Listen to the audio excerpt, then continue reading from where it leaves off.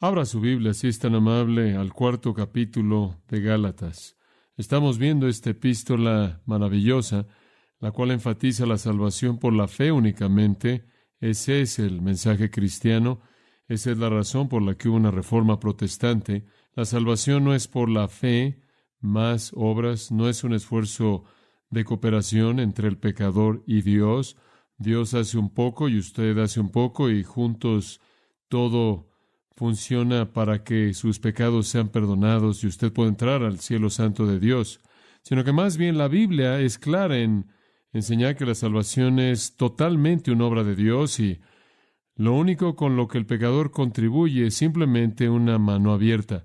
Únicamente estiramos la mano para recibir el regalo al creer en el Señor Jesucristo. Como hemos estado diciendo a lo largo del estudio, no obstante, toda la religión falsa, incluyendo formas falsas del cristianismo, quieren hacer de la salvación una combinación de la obra de Dios y la nuestra, fe y obras, que Dios hace una parte y nosotros hacemos una parte, y ese tipo de sinergia hace que Dios produzca nuestra salvación.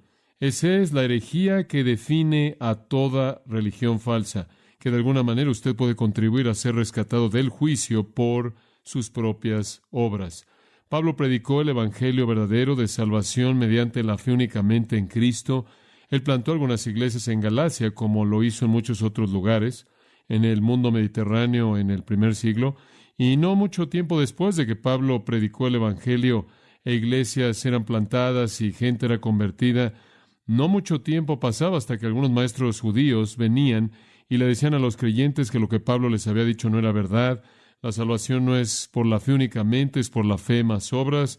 Ese fue el mensaje de aquellos que llegaron a conocerse como los judaizantes, porque trataron de hacer judíos a partir de los gentiles que habían llegado a conocer a Cristo mediante el evangelio. Y lo que básicamente estaban diciendo era, tienes que guardar la ley de Moisés, y por eso se referían a la ley externa, como se vuelve claro en el pasaje en la actualidad. Las leyes ceremoniales, las leyes rituales, las leyes de las festividades, las fechas, los días, los años, los meses, todas esas cosas que eran conductas externas y no la ley moral de Dios, fueron prescritas por Dios con el propósito de aislar a Israel y hacerlos un pueblo único en medio de un mundo multiídolos.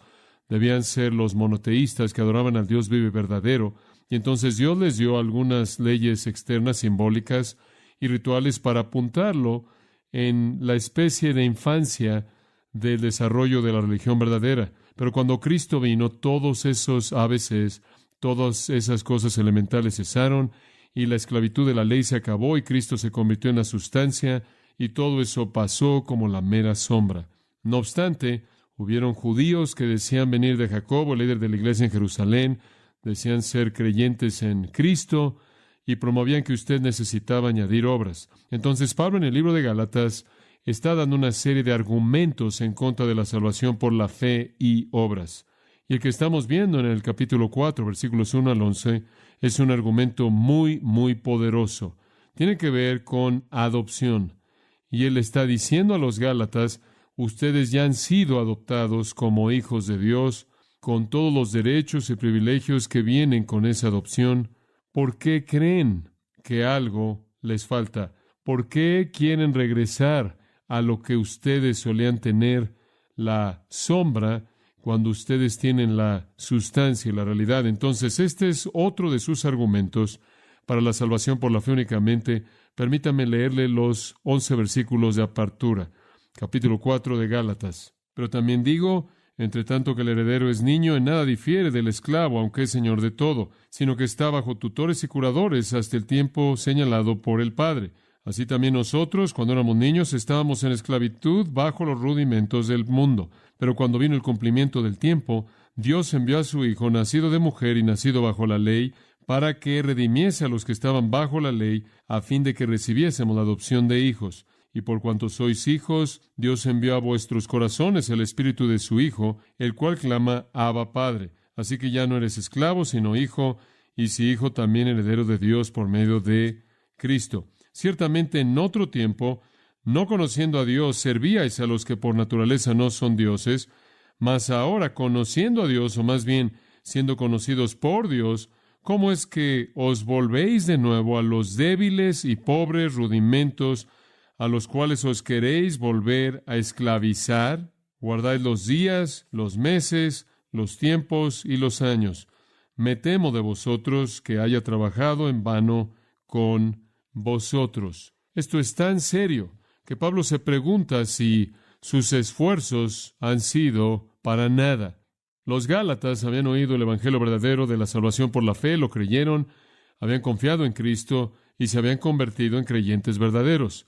Versículo 3 del capítulo 3, habiendo comenzado por el Espíritu, eran creyentes verdaderos. Acabamos de leerle el versículo 8, no conocíais a Dios, versículo 9, pero ahora han llegado a conocer a Dios, o más bien llegado a ser conocidos por Dios. Él está afirmando la realidad de su salvación. Son creyentes, han comenzado en el Espíritu, han experimentado el poder del Espíritu, han oído la verdad del Evangelio, sus vidas han sido transformadas. Ahora, ¿por qué están regresando a un sistema de conductas externas? Esa es la pregunta aterradora para la cual Pablo presenta muchos argumentos en esta epístola breve. Ahora, permítame tan solo señalar que en los versículos que leí, el asunto es adopción. Él habla de un niño que no difiere de un esclavo cuando es joven. Él habla, cuando es pequeño, él habla del hecho de que cuando éramos niños en esa condición, estábamos en esclavitud a las cosas elementales del mundo. Esto quiere decir esclavitud a la ley, esclavitud en el caso de los gentiles a una religión falsa. Después Cristo vino y fuimos redimidos. Llegamos a un punto de ser adultos. Fuimos maduros en Cristo y recibimos la adopción como hijos. Y él dice eso en el versículo 5. Ahora, el tema aquí de la adopción, quiero pasar un poco de tiempo en este tema esta mañana. Y de nuevo en el versículo 6, sois hijos. De nuevo en el versículo 7, ya no un esclavo, sino un hijo. Todo esto tiene que ver con adopción. Pablo es el único que usa la palabra adopción en el Nuevo Testamento y él la usa en el libro de Romanos y en el libro de Efesios y en el libro de Gálatas. La palabra es simplemente una palabra compuesta en el idioma griego, huios, hijo, títhemi, colocar, significa colocar a alguien como un hijo. Eso es lo que una adopción es. La adopción, desde el punto de vista teológico, como Pablo la usa, es Dios colocándonos como sus hijos en su familia. Dios colocándonos en su propia familia. Ahora, dicho eso de manera simple, no tiene toda la textura rica que quiero que entienda usted acerca de la adopción. Entonces le voy a dar un poco de trasfondo de esto. Como siempre, cuando estamos tratando con la Biblia, estamos tratando con un libro antiguo. Estamos tratando con costumbres sociales y tradiciones y conductas que tienen unos 2000 años de edad. Cuando nosotros en Estados Unidos decimos adopción, y creo que noviembre es el mes de la adopción, cuando hablamos de la adopción, estamos hablando de algo muy diferente de lo que estaba en la mente de un ciudadano del mundo greco-romano en los tiempos del Nuevo Testamento. Y como siempre, con toda la interpretación bíblica, tenemos que regresar y recrear la estructura social, la estructura cultural, la estructura lingüística, para que sepamos lo que algo significó en ese día, porque eso es todavía lo que significa. Algunas veces usted oye a la gente decir, necesitamos traer la Biblia a la época moderna, eso está mal. No necesitamos hacer eso. Necesitamos tomar a la persona moderna y llevarla a tiempos bíblicos y recrear el contexto. Y eso es lo que siempre estamos haciendo al estudiar las Escrituras. Cuando Pablo menciona la palabra adopción, él no la define, no dice nada de ella, no da sus características, y eso es porque él sabía que ellos entendían esa palabra de cierta manera, y esa es la manera en la que él quería que la entendieran. Y al entender eso, habrían entendido la realidad completa, rica de lo que él estaba diciendo aquí espiritualmente, porque ellos sabían lo que era la adopción en su mundo, nosotros no. Entonces necesitamos regresar. Necesitamos separarnos del concepto contemporáneo de la adopción y regresar. Ahora, permítame tan solo decir esto en primer lugar. Pablo está tratando con una idea romana aquí. No hay un conjunto de leyes en el Antiguo Testamento con respecto a la adopción. ¿Acaso los judíos adoptaban? Sí, adoptaban. Adoptaban por dos razones. Adoptaban una porque no tenían hijos y había cierto estigma con no tener hijos, y entonces adoptaban un hijo. Adoptaban en segundo lugar con mucha frecuencia cuando los padres eran de edad avanzada y necesitaban que alguien cuidara de ellos, adoptaban a alguien para que en cierta manera cuidara de ellos. Entonces, eso es conocido para cualquier historiador judío en términos de adopción judía, pero de nuevo, no tienen leyes de la adopción y no hay afirmaciones con respecto a ella en el Nuevo Testamento. Pablo no está hablando de eso, él está hablándole a gentiles en el mundo greco-romano, él está hablando en términos que ellos entienden. Entonces veamos si podemos entender esto. Va a redefinir completamente su entendimiento de la doctrina de la adopción. Ahora, la adopción moderna es una especie de acción caritativa. La adopción moderna es llevada a cabo por personas que quieren rescatar a niños primordialmente, sean niños de un país extranjero o que están en un orfanatorio y están viviendo una vida muy difícil, o inclusive si es más difícil la situación, son hijos discapacitados, niños discapacitados, son niños enfermos, niños con defectos de nacimiento, lo que sea. Hay padres cristianos amados y otros también que quieren aliviar el sufrimiento de esos niños al sacarlos de esos orfanatorios, sacarlos de ese tipo de ambiente y los traen a su familia como bebés. Hay adopciones de esos bebés que nacen a madres que no querían un aborto, pero no quieren tener al niño y entonces esos niños son adoptados. Pero en términos típicos, la adopción en el mundo occidental y en nuestro país es una adopción de bebés o niños pequeños, de hogares que pueden ser adoptados también. Pero básicamente la gente no adopta adultos. No adoptan adultos, adoptan a niños. En el mundo romano antiguo no adoptaban a niños, adoptaban a adultos. Y adoptaban a adultos hombres. Rara vez se adoptaba a una mujer.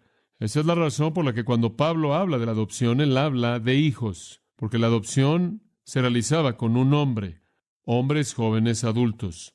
Rara vez alguien en nuestra sociedad adopta a un adulto. No habría ninguna razón obligatoria para hacer eso básicamente en nuestra sociedad. Pero permítame contarle un poco acerca de la adopción romana.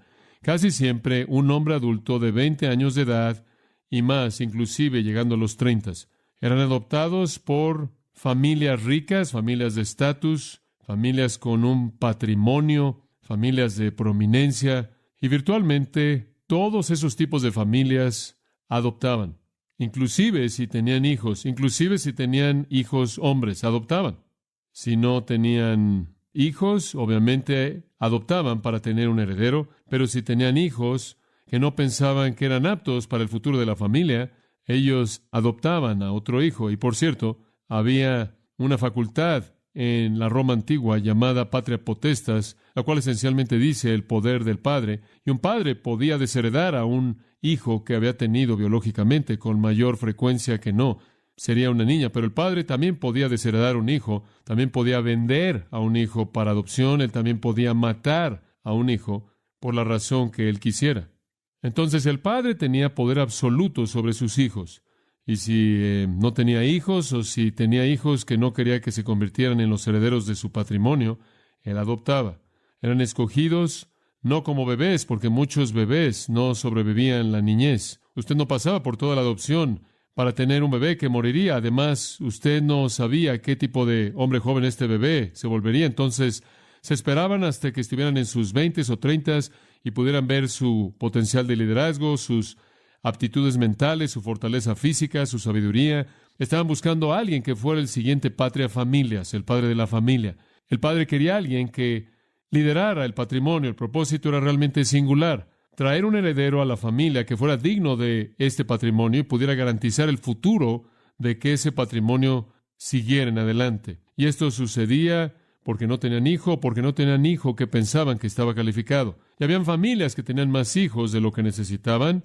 Tenían hijos para continuar con su descendencia y estaban felices de que uno de sus hijos fuera adoptado por una de estas familias así, con mucha frecuencia de los plebeyos, las familias comunes y corrientes. En tiempos romanos, la cabeza de la familia era tanto un administrador del patrimonio de la familia, alguien que llevaba las cuentas y cuidaba de las finanzas para la fortuna de la familia, y un sacerdote, quien básicamente estaba a cargo de la religión de la familia. Fueran cuales fueran los dioses que adoraban, fueran cuales fueran los dioses de la casa, o fueran cuales fueran las formas de adoración que eran parte de ese legado, eran su responsabilidad. Él era patria familias, el padre de familia. Y entonces, cuando adoptaban a jóvenes, estaban buscando un heredero que ocupara esa función muy, muy importante, que fuera el que cuidaba la fortuna de la familia y el que cuidaba la reputación de la familia en el futuro. Pobre de nuevo los padres menos nobles que tenían a hijos deseables como estos, con gusto hacían que esos hijos estuvieran disponibles a una familia noble por un precio. Y el precio podía ser muy alto. Era un honor, por cierto, no una deshonra. Era un acto honorable entregar a su hijo a una de las familias de los senadores, la gente que eran de la élite. Y mantenga esto en mente. Alguien podrá decir, bueno, espera un momento. Si usted realmente tiene un hijo joven, brillante, quizás él podría tomar a la familia en la que está y elevar a la familia y hacer que suba esa familia por la escalera social para hacerla una de las familias élite. No podía suceder, no sucedía. Había una clase élite en el mundo romano que esencialmente era inaccesible y no estaba disponible para el resto de la sociedad plebeya. Entonces, si usted quería que su hijo capaz avanzara, esta era una gran manera de hacer eso y quizás la única manera de elevarlo. No era secreto, era muy público, era muy oficial. De hecho, era tan oficial que a un nivel alto demandaba confirmación del Senado. Mucho estaba involucrado. Usted está hablando de familias ricas, con patrimonios y reputaciones, muchas de ellas senadores, muchas de ellas, por cierto, emperadores en Roma. Entonces, esto tenía el involucramiento del Senado. Era una ceremonia muy larga, muy formal, como una boda. Era así de pública. Era ese tipo de celebración. Y como una boda, cuando la novia se entrega al marido, ella no tiene la intención jamás de volver a hablar con su familia. Ella no tiene la intención de olvidar a su familia, aunque se unen y crean una unión que es de ellos. Continúan estando conectados a la familia que fue la familia de su nacimiento. Crean una nueva familia, pero tienen una nueva conexión a la familia del pasado de alguna manera. Eso era verdad en la adopción. No era un dejar de manera completa tu familia, de tal manera que la familia en el futuro, en ciertas maneras, podía disfrutar algo del éxito del hijo adoptado conforme se mantenían conectados de alguna manera con él. No obstante, él tomaba el nombre del Padre nuevo, y él llevaba ese nombre para el resto de su vida. Él recibía todos los derechos y privilegios de esa familia. De hecho, él era el heredero de todo lo que esa familia poseía, y él llevaba el nombre de su Padre nuevo. La adopción. Aquí hay una definición. La condición de un hijo escogido y dado a un padre y familia a la cual él no pertenece de manera natural, para declarar a un hijo de manera formal y legal, un hijo quien no es un hijo de nacimiento, sino un hijo por elección, concediéndole derechos y herencia completas. Eso es la adopción romana. Habían 4 resultados de esta adopción. Número 1, usted tenía un padre nuevo. Número 2, usted era heredero de su patrimonio. Y esa es la razón primordial de esta adopción. Y si usted era adoptado para convertirse en el heredero primordial y la pareja tenía más hijos, esos hijos nunca podían reemplazar al hijo adoptado, quien era declarado el heredero. Podían participar en la herencia como coherederos, pero ese hijo adoptado era el heredero definitivo. Tercera cosa, todas las deudas y responsabilidades previas del hijo adoptado eran borradas. Si él debía algo a alguien en algún lugar, todo eso se acababa. Borraban su vida pasada, excepto por la conexión con su familia. Era como si él nunca antes hubiera vivido. Todo era hecho a un lado, todo era borrado. Él ahora, de manera legal y absoluta, era el hijo y heredero de su nuevo padre, y no hay vida pasada que considerar. El cuarto elemento es, él tenía que ser comprado con un precio alto, la cual es una de las razones por las que las familias pobres hacían que este hijo era para ellos importante, que este hijo fuera deseable por una familia rica. Entonces los resultados eran significativos. Una cosa más que decir, según el libro de leyes sirio-romano, encontré una cita interesante ahí de este tema. Dice, y cito, un hombre no puede desheredar a un hijo adoptivo. Fin de la cita. Entonces, una vez que usted era adoptado, era permanente. Se invertía tanto cuidado acerca de quién era adoptado. El hijo adoptado, escuche, entonces está más seguro en su herencia que un hijo de nacimiento. El hijo adoptado está más seguro en su herencia que un hijo nacido. Un hijo nacido podía ser desheredado, vendido, adoptado por alguien más o inclusive matado, como dije antes. Este es un acontecimiento tan noble que 9 de los Césares fueron adoptados. Julio César no tuvo hijos, entonces él adoptó a Augusto. Augusto no tuvo hijos, entonces él adoptó a Tiberio. 9 Césares, 9 emperadores fueron adoptados de otras familias para ser parte de la línea real. Entonces, este es un retrato muy rico, con mucha textura, de lo que los creyentes cristianos experimentan al ser adoptados en la familia de Dios. Y si usted le ve en la amplitud de eso, usted comienza a ver lo que los Gálatas habrían entendido y lo que Pablo quiso que ellos entendieran, que lo que sucede cuando Dios nos adopta como parte de su familia, y es, en primer lugar, que estamos en otra familia. En términos comparativos, estamos en una familia pobre. Estamos en una familia sin futuro, sin esperanza de que jamás lleguemos a alcanzar lo que esa familia nueva posee. Somos escogidos, somos entonces comprados, después se nos da el nombre de la familia nueva, entonces nos convertimos en herederos de todo lo que ese padre posee, y eso nunca puede cambiar. Eso es adopción. Y decimos, Abba, Padre, tenemos a un Padre nuevo y estamos conectados de manera tan íntima con Él que decimos papá, papito. Es así de intensa la relación y tenemos todos los derechos y privilegios, de tal manera que Jesús dice en Juan 1:12, aquellos que creyeron en Él, Él les dio la potestad o la autoridad de ser llamados hijos de Dios. Es una posición de autoridad. En el reino milenario, gobernaremos y reinaremos sobre el mundo con Cristo. En el cielo nos sentaremos con Él en su trono. Seremos, como hemos leído en Romanos 8, herederos y coherederos con Cristo de todo lo que Dios posee. Por cierto, en la ceremonia de adopción, según una fuente, habían 7 testigos. 7 testigos. ¿Por qué tendría usted testigos de la adopción? Para establecer la legalidad de la adopción y como testimonio de ella, en caso de que en el futuro otros hijos de esa familia rica quisieran desafiar esa adopción y dijeran, espera un minuto, cuando el patrimonio comienza a distribuirse y son pasados por altos, bien podría haber conflicto en la familia. Y entonces una fuente dice que habían 7 testigos que eran requeridos, lo cual me impresiona, porque tenemos en nuestro texto, si usted va ahí al versículo 6, porque versículo 5, hemos recibido la adopción como hijos, versículo 6, porque vosotros sois hijos, Dios ha enviado al Espíritu de su Hijo a nuestros corazones. ¿Y qué es lo que el Espíritu que es enviado a nuestros corazones hace? Romanos 8 dice, para dar testimonio de que somos hijos de Dios. El Espíritu Santo es el testigo de que somos los hijos de Dios. Y según Isaías 11:2, el Espíritu Santo es el Espíritu séptuple.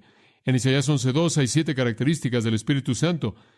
Son demostradas en la minora con sus 7 flamas. La plenitud del Espíritu es una plenitud séptuple. Y entonces la plenitud del Espíritu séptuple es el testimonio de Dios de la legalidad de nuestra adopción, de que nunca puede ser desafiada, debido al testimonio del Espíritu Santo. Hemos visto la preparación para nuestra adopción, hemos visto la preparación para que nos volvamos hijos en los primeros versículos, el cumplimiento de que nos hicimos hijos, versículos 4 y 5, cuando somos adoptados como hijos, la confirmación de que somos hechos hijos, versículo 6, recibiendo al Espíritu en nuestros corazones, quien da testimonio con nuestro espíritu de que somos los hijos de Dios. Todo esto está edificado en este retrato increíblemente rico de la adopción romana. Ahora llegamos a la consumación de ser hechos hijos, en el versículo 7. La consumación de ser hechos hijos. Por tanto, ya no sois esclavo. Y por cierto, los esclavos podían ser adoptados, tanto esclavos como hombres libres podían ser adoptados. Los esclavos, por cierto, no todos eran el tipo de esclavos en los que usted podría pensar. Muchos de ellos eran personas muy bien preparadas, muchos de ellos eran personas profesionales, muy capaces. Ese era únicamente su estatus social. Ya no eres un esclavo sino un hijo. Y aquí viene, si hijo, entonces un heredero mediante Dios. El punto de la adopción era dar el patrimonio a ese hijo adoptado.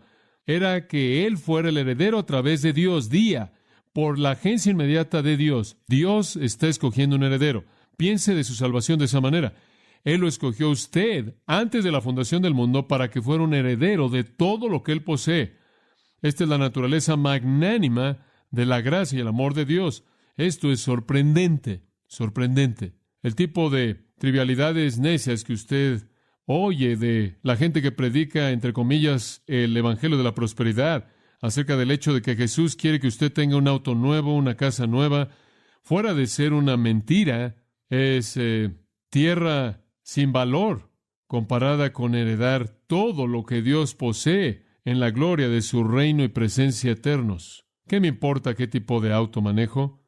¿Qué me importa algo en este mundo comparado con la gloria que está delante de mí? Entonces, el punto de todo esto es que mediante la decisión de Dios y mediante el poder de Dios, nos hemos convertido en un heredero. Dios el Padre nos ha escogido, nos ha llevado a la madurez en Cristo, pagó por nosotros por la sangre de Cristo, nos hizo hijos y herederos, y todo es por amor y gracia. Y aquí está el punto más amplio. Esto es lo que el Evangelio de la fe hizo por usted. Esto es lo que Cristo le dio a usted cuando usted creyó en Él. Usted tiene esa herencia. Usted es un hijo. Usted ha sido adoptado. Usted tiene todo lo que Dios puede darle. Usted lo tiene todo. Vaya a Romanos 8, lo mencioné. Permítame llevarlo ahí por unos cuantos momentos, porque este es el otro lugar en donde Pablo explica de manera elocuente la adopción. Hemos sido adoptados como hijos de Dios, versículo 15, hijos de Dios, versículo 14, hijos de Dios, versículo 16, hijos de Dios, versículo 17. Y usted dice, bueno, somos herederos, versículo 17, herederos de Dios, coherederos con Cristo. ¿Qué significa ser un heredero de Dios? Significa heredar todo lo que Dios posee. Heredar todo lo que Dios posee. Todo será nuestro en la gloria del cielo. Y somos coherederos con Cristo. Eso quiere decir que nuestra herencia es la misma herencia que Cristo recibe, lo cual es todo lo que Dios posee. Dice usted, bueno, la vida es algo difícil aquí y no me siento como un heredero. Digo, apenas estoy sobreviviendo. Bueno, usted será glorificado con Él si usted está dispuesto a sufrir con Él. Versículo 17 y versículo 18. Tengo por cierto que los sufrimientos de este tiempo presente no son dignos de ser comparados con la gloria que en nosotros será manifestada. Coloque sus ojos en donde necesitan estar. Coloque su enfoque no en las cosas de la tierra, sino en las cosas de arriba.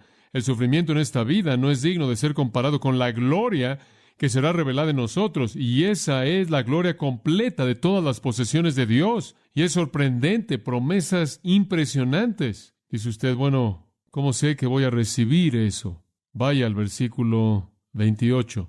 Y sabemos que a los que aman a Dios todas las cosas les ayudan a bien, esto es a los que conforme a su propósito son llamados. Si usted ha sido llamado de manera salvadora a su familia como un hijo, todo lo que sucede en su vida opera para bien. Todo lo que sucede en su vida opera para bien. ¿Y qué es bueno? Su herencia eterna. Nadie va a ser reemplazado. Nadie va a ser desheredado, porque a los que antes conoció, a quien Él predeterminó conocer, establecer su amor sobre ellos, a estos los predestinó para ser conformados a la imagen de su Hijo, para que Él fuera el primogénito entre muchos hermanos. Todos somos predestinados por Dios para ser conformados a la semejanza de Cristo en el cielo. Cristo entonces tendrá muchos hermanos. Y a los que predestinó a ese fin, Él llamó. A los que llamó, a estos también justificó. A los que justificó, a estos también glorificó. Hablados en tiempo pasado, como si ya hubiera sucedido. Desde el conocimiento anticipado de Dios, la predestinación de Dios, el llamado de Dios, la justificación de Dios, a la glorificación por el poder de Dios, Él nos lleva a su presencia. ¿Qué pues diremos? Versículo 31 a esto. Si Dios es por nosotros, ¿quién contra nosotros? ¿Quién con éxito puede estorbar el plan de Dios? Nadie, nadie. El que no escatimó a su propio Hijo, sino que lo entregó por todos nosotros, ¿cómo no nos dará también con Él todas las cosas? ¿Quiere saber cuál es su herencia? Todas las cosas. Todas las cosas. Sí, Él envió a su Hijo para morir, para redimirlo, para hacerlo a usted un hijo adoptado. Si Él le hizo eso, lo más difícil, razonando de lo mayor a lo menor, si Él dio a su Hijo para morir, para hacerlo a usted su hijo, entonces Él también le dará a usted todo lo que ser hijo de Él promete. Bueno, alguien podría venir y presentar acusaciones en contra de nosotros, versículo 33. ¿Quién acusará a los escogidos de Dios? Dios es el que justifica. ¿Quién es el que condenará? Cristo Jesús es el que murió. De hecho, el que fue resucitado, sean cual sean los pecados que traigan en contra de usted, el Señor mismo dice, por cierto, morí por ese, morí por ese, morí también por ese, morí por todos esos. Todo está pagado de manera completa, pagado en total, en total. Él está a la diestra intercediendo. Entonces, ¿quién nos separará del amor de Cristo? ¿Tribulación, o aflicción, o persecución, o hambre, o desnudez, o peligro, o espada? Porque está escrito, por tu causa somos matados todo el día, somos como ovejas llevadas al matadero, pero en todas estas cosas conquistamos de manera abrumadora por medio de aquel que nos amó. ¿Por qué conquistamos? ¿Por qué llegamos hasta nuestra herencia? A través de Él quien nos llamó, porque Él nos amó y Él nos llevará a la gloria. Entonces, estoy convencido de que ni la muerte, ni la vida, ni ángeles, ni principados, ni lo presente, ni lo porvenir, ni potestades, ni lo alto, ni lo profundo, ni ninguna otra cosa creada nos podrá separar del amor de Dios, que es en Cristo Jesús, Señor nuestro. Dios nos amó, esa es la razón por la que Él nos escogió, y Él nos va a llevar a la culminación de ese amor. Realidades sorprendentes, sorprendentes. Tienen todo por la fe en Cristo, Él está diciendo a los Gálatas. Tienen todo lo que Dios posee. Eres un hijo, como Cristo es un hijo, un heredero y un coheredero. Tienes la herencia completa. Todo es tuyo. Todo es tuyo. Todo en el cielo glorioso de Dios es tuyo. Toda bendición en los lugares celestiales que están en Cristo. Ahora, todavía no lo tiene usted. Esa es la razón por la que Romanos 8 dice, gemimos, esperando la redención completa de nuestro cuerpo, gemimos en esperanza, pero sabemos que hay una herencia incontaminada, inmarcesible, incorruptible, reservada para nosotros en el cielo. Sabemos eso. Esa es la razón por la que Él nos hizo hijos, para darnos una herencia. Mantenga esto en mente, es algo simple. La adopción es con el propósito de recibir la herencia. No tiene que ver con empatía y compasión, así como nuestra adopción. Eso Dios lo tiene. Pero la adopción como hijos, en ese contexto romano y por lo tanto en el lenguaje paulino, es con el propósito de disfrutar del privilegio, el derecho de tener una herencia. ¿Y cuál es esa herencia? Todo lo que Dios posee para siempre. Ahora usted tiene eso por la fe. Eso es lo que Pablo ha estado diciendo. La justificación por la fe únicamente, fe únicamente, fe únicamente, sin obras. Lo único que usted recibe de las obras es maldito. Hemos cubierto todo eso. Y aquí vienen los judaizantes y dicen, wow, no. Tienen que ser circuncidados. Según la ley de Moisés, tienen que guardar los días de reposo. Tienen que guardar las festividades y las festividades de las semanas y los meses y las estaciones y los años. Tienen que hacer todo eso.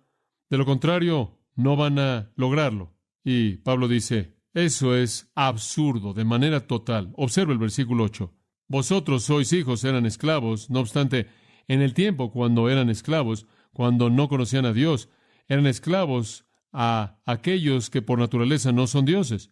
Pero ahora que habéis venido a conocer a Dios, o más bien, habiendo sido conocidos por Dios, ¿cómo es que ahora regresan a las cosas débiles, sin valor elementales, a las cuales quieren volver a esclavizarse? Observan los días y meses y temporadas y años. Temo por vosotros, que quizás he trabajado por vosotros en vano. Esto es un shock para Pablo. ¿Están regresando a su vida antigua, llena de dudas, cargada de pecado? ¿Están regresando a su familia de antes pobre? ¿Están regresando a lo infantil, de regreso a la esclavitud, a rituales, a la religión superficial? Inclusive, escuche, inclusive el judaísmo antes de Cristo es una forma de paganismo. Fuera de Cristo, el judaísmo sin Cristo es paganismo. ¿Están regresando? ¿Están tan fascinados? Capítulo 3, versículo 1. ¿Son tan necios que van a regresar a algo que es otro evangelio, pero realmente no otro? Y cualquiera que lo predica debe ser maldito. Así es como él se siente acerca de cualquier sistema religioso que requiere rituales, sean cuentas, oraciones, sacramentos, penitencia o cualquier otro tipo de deberes externos. No es posible que quieran regresar a eso. Ahora observa el versículo 8, porque aquí encontramos la responsabilidad de ser hijos, la responsabilidad de ser hechos hijos.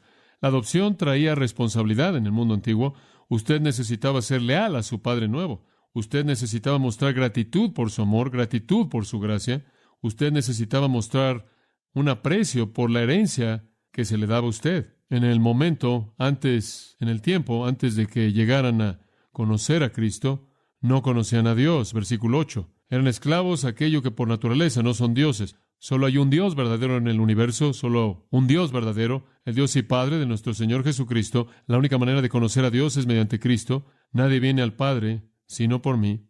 Entonces, alguien que no viene a Dios, al único Dios verdadero, mediante Cristo, no conoce a Dios. La gente habla de Dios, no conoce a Dios. Tienen todo tipo de dioses diferentes, inventan a su propio Dios. La mayoría de la gente simplemente inventa a su propio Dios, o tienen una religión que ha inventado al Dios para ellos, y el Dios es representado por demonios, pero el mundo entero de la gente religiosa, fuera de los cristianos, no conocen a Dios. Usted oye a gente hablar acerca de Dios, orar a Dios, decir que Dios te bendiga, creo en Dios, soy una persona muy religiosa. No conocen a Dios a menos de que hayan venido al Dios verdadero. Mediante la fe en Jesucristo, no conocen a Dios. El que ellos creen que es Dios es el diablo. No conocen a Dios. Cuando no conocían ustedes a Dios, en Efesios 4, Pablo describe eso como estar alejados, excluidos de la vida de Dios, teniendo el entendimiento entenebrecido, ignorantes, con el corazón endurecido, entregados a la sensualidad y la práctica de todo tipo de impureza con avaricia. Usted era avaro por su impureza. Usted no conoce a Dios. 1 Corintios 1 le dice a la gente que no conoce a Dios, nunca encontrarán a Dios mediante la sabiduría humana. Dios no puede ser conocido por la sabiduría humana. Agradó a Dios que Él no fuera hallado por la sabiduría humana. ¿Dónde está el escriba? ¿Dónde está el sabio? ¿Dónde está el inteligente? No pueden conocer a Dios. Ven el evangelio verdadero como locura, pero ellos son los locos, los necios reales. Romanos 1 dice, cuando conocieron a Dios, por lo menos tenían conocimiento innato de Dios, no le glorificaron como Dios, sino que crearon a no dioses, hicieron ídolos. El mundo entero está lleno de gente que habla de Dios, pero no conoce a Dios de manera absoluta, y lo que ellos creen que es Dios no es Dios en absoluto. Están adorando al trono de Satanás, el promotor de la religión falsa. Pero ahora, versículo 9, que habéis llegado a conocer a Dios. ¿Qué significa la palabra conocer? Conocer en un sentido muy profundo e íntimo. Dice en el libro de Génesis que Caín conoció a su esposa y ella tuvo un hijo. Unión íntima, tan íntima como puede ser en el mundo físico. Cuando María estaba embarazada, el Nuevo Testamento dice que José no la había conocido. Ese es un eufemismo para una relación sexual, la más íntima de todas las relaciones humanas. En el Antiguo Testamento Dios dice acerca de Israel, Amós 3:2, solo Israel he conocido. Bueno, no significa que la única gente que Dios conocía en el mundo eran judíos. Él quiere decir, Israel es la única nación con la que tuve un pacto íntimo, con quien tuve una relación de amor íntimo. Usted no tenía eso, pero ahora la tienen. Ha llegado a conocer a Dios, usted tiene esa relación íntima de amor con Dios, de tal manera que puede clamar a Dios, Abba, Padre, Papi, Papito. Ahí es a donde usted acude en las luchas de la vida, y la razón por la que usted conoce a Dios, me encanta esto, versículo 9, es porque más bien usted es conocido por Dios. Ahí es donde todo comienza. Usted no puede conocerlo hasta que Él primero ha colocado su amor en usted. Él inicia esa relación. Nosotros la amamos a Él porque Él nos amó primero. Lo conocemos porque Él nos conoció primero. Él le dice a Nataniel en los primeros capítulos de Juan, te vi, te conocí cuando estabas parado por ahí. Él lo vio con los ojos de la omnisciencia. Él lo vio con los ojos de amor. Él lo vio con los ojos de la predestinación. Dios lo conoció a usted primero antes de que usted lo conociera a Él. Dios lo amó a usted primero antes de que usted lo amara a Él. Dios lo llamó a usted antes de que usted clamara a Él. Primera de Tesalonicenses 1:9 dice que fuimos rescatados de los ídolos, volviéndonos de los ídolos al Dios viviente. Eso es lo que significa conocer a Dios. Tener una relación íntima con Dios. Usted ha llegado a conocer a Dios porque Él lo conoce usted. Juan 10, Jesús dice, mis ovejas oyen mi voz y yo las conozco. Y Él sigue diciendo, y me conocen, y Él quiere decir en esta relación íntima.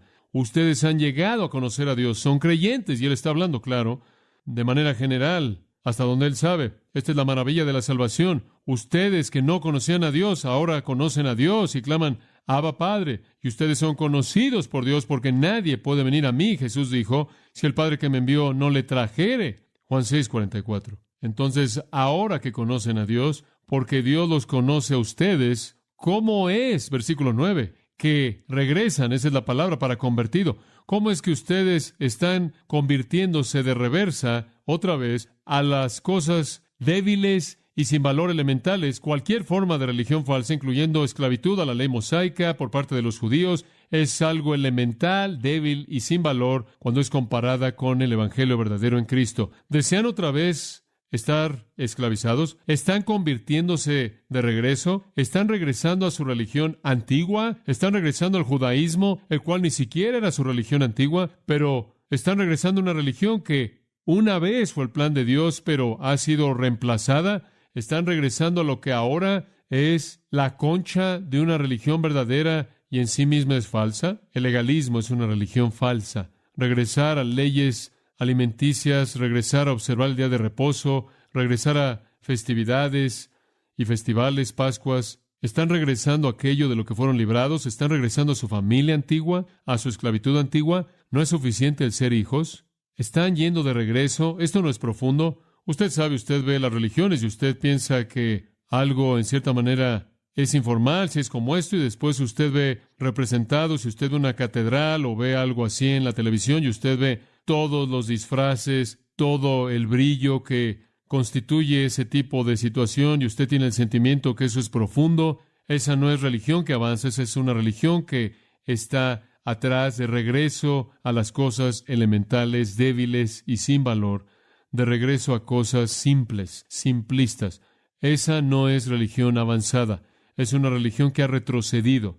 Esa no es religión profunda, esa es religión simplista. Lo que es religión profunda es abrazar su relación como hijo por la fe y no enredarse en cosas elementales, débiles y sin valor que constituyen la religión falsa. Ustedes desean, él dice al final del versículo 9, ¿quieren volver a estar esclavizados? ¿Quieren ser como Israel? Un poco de la historia de Israel sería una buena advertencia. Israel fue sacada de Egipto, bastante dramático, ¿no lo diría usted? Las plagas. ¿Acaso vieron la mano de Dios? Claro que la vieron. Vieron la mano de Dios en las plagas y su protección. Y salieron al desierto en el capítulo 14 de Éxodo. Faraón comienza a perseguirlos. Entonces estaban aterrados en el versículo 10 de Éxodo 14 y llegan con Moisés y esto es lo que le dijeron. ¿Es porque no habían tumbas en Egipto que nos has sacado para morir en el desierto? Eso es simplemente sarcasmo. ¿O nos sacaste hasta aquí porque no podías encontrar un lugar en donde sepultarnos en Egipto? ¿Por qué nos has tratado así, sacándonos de Egipto? ¿No es esta la palabra que te dijimos en Egipto? Te dijimos, déjanos para que podamos servir a los egipcios. Hubiera sido mejor para nosotros servir a los egipcios que morir en el desierto. Y después Moisés dice, no teman, estad quietos, vean la salvación de Jehová. Y el mar rojo se parte y pasan por en medio y llegan al otro lado. ¡Wow! Me imagino que aprendieron su lección. Capítulo 16. Inmediatamente después de eso, los hijos de Israel le dijeron a Moisés y Aarón, versículo 3, hubiéramos muerto por la mano del Señor en la tierra de Egipto. No habían avanzado en absoluto. Cuando nos sentábamos junto a las ollas de carne, cuando comíamos hasta estar saciados, porque nos habéis sacado este desierto para matarnos a todos nosotros con hambre. Entonces, ¿sabe usted lo que el Señor hizo? El Señor proveyó agua y el Señor proveyó carne. Oh, muy bien. Eso los va a ayudar a pasar ese estorbo. Capítulo 17, versículo 3. El pueblo tuvo sed de agua. Se quejó contra Moisés y dijeron, ¿por qué ahora nos has sacado de Egipto para matarnos a nosotros y a nuestros hijos y a nuestro ganado de sed? Y después Moisés responde al decir, me van a apedrear si esto sigue. Habían visto milagro tras milagro tras milagro, incluyendo el mar rojo abierto, agua, alimento creado, y fueron seducidos para regresar a Egipto. Eso es lo que los judaizantes estaban tratando de decirle a los creyentes gálatas que hicieran, regresen a aquello de lo que el Señor los había rescatado. ¿Y qué era específicamente? Versículo 10. Observan los días y meses y años y temporadas. Estaban comenzando a absorber el calendario mosaico, rituales externos y ceremonias. Y escuche, ninguna de ellas es obligatoria para la iglesia en ningún lugar en todo el Nuevo Testamento. No hay mandato en todo el Nuevo Testamento a guardar el día de reposo o ningún otro de los acontecimientos o eventos del calendario judío. Festivales, ritos, rituales, leyes alimenticias. Todo se acabó. Están regresando. Están yendo hacia atrás. Colosenses 2, 16. No dejen que nadie actúe como su juez con respecto a comido, bebido, festival o luna nueva o día de reposo, cosas que son una mera sombra de lo que está por venir, pero la sustancia pertenece a Cristo. No regresen a eso. Es ser fascinado, es peor que eso. Aquellos de ustedes que están desviándose de regreso, eso, versículo 11, temo por ustedes que quizás he trabajado por ustedes en vano. He trabajado por ustedes en vano. Puedo pensar en una dama en nuestra iglesia. Tiene mucho amor hacia ella. Ella es una mujer judía y se convirtió a Cristo aquí, parte de nuestra iglesia, ministrando de maneras maravillosas, inclusive enseñando algo de la Biblia, y de pronto ella regresó a las profundidades del catolicismo romano. Profundidades del catolicismo romano. Ella, de hecho, se convirtió y creo que todavía es una apologeta para el romanismo. Después de toda la predicación y toda la enseñanza y todas las conversaciones, entiendo lo que Pablo quiso decir cuando dijo, temo por ustedes que quizás he trabajado por ustedes en vano, porque han regresado a las cosas de las cuales el Evangelio quiere salvarlos. Esa es la idea, que usted se gana su salvación al adherirse al ritual religioso. Eso es ser fascinado. Entonces, ¿cómo es posible que usted no abrace de manera completa la salvación por la fe únicamente cuando usted se ha convertido en un hijo, ha sido adoptado y es un heredero de todo lo que Dios posee? La gente que regresa, ¿realmente eran creyentes reales? No. 1 Juan 2:19, salieron de nosotros porque no eran de nosotros. Si hubieran sido de nosotros, habrían permanecido con nosotros. Salieron de nosotros para que se manifestase que nunca fueron de nosotros. Juan 8, Jesús dice, si continuáis en mi palabra, entonces eres mi discípulo real. La teología de ser un hijo, la teología de la adopción realmente es el Evangelio. Antes de la salvación, usted no conocía a Dios. Usted era parte de la familia del diablo. Él disfrazó la condición verdadera con religión. Pero usted estaba enredado en cosas sin valor, débiles, elementales. Usted quizás pudo haber sido religioso, pero usted no conocía a Dios. Esa era su condición antes de la salvación. En la salvación, Dios...